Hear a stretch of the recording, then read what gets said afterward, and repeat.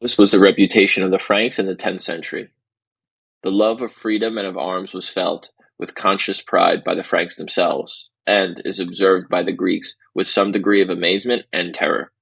The Franks, says the Emperor Constantine, are bold and valiant to the verge of temerity, and their dauntless spirit is supported by the contempt of danger and death.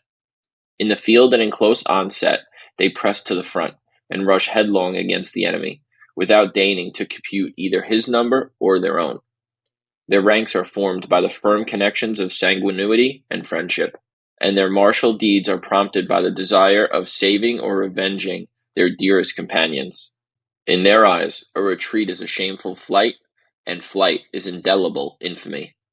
A nation endowed with such high and intrepid spirit must have been secure of victory if these advantages had not been counterbalanced by weighty defects. The decay of their naval power left the Greeks and Saracens in possession of the sea, for every purpose of annoyance and supply. In the age which preceded the institution of knighthood, the Franks were rude and unskilful in the service of cavalry, and in all perilous emergencies their warriors were so conscious of their ignorance that they chose to dismount from their horses and fight on foot.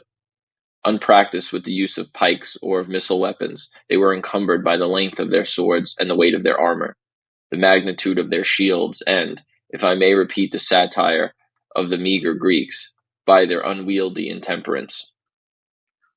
Their independent spirit disdained the yoke of subordination, and abandoned the standard of their chiefs if he attempted to keep the field beyond the term of their stipulation or service.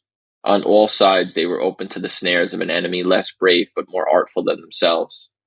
They might be bribed, for the barbarians were venal, or surprised in the night, for they neglected the precautions of a close encampment or vigilant sentinels. The fatigues of a summer camp exhausted their strength and patience, and they sunk in despair if their voracious appetite was disappointed of a plentiful supply of wine and of food. This general character of the Franks was marked by some national and local shades, which I should ascribe to accident rather than to climate, but which were visible both to natives and to foreigners. An ambassador of the great Otho declared, in the palace of Constantinople, that the Saxons could dispute with sword better than with pens, and that they preferred inevitable death to the dishonor of turning their backs to an enemy. It was the glory of the nobles of France that, in their humble dwellings, war and rapine were the only pleasures, the sole occupation of their lives.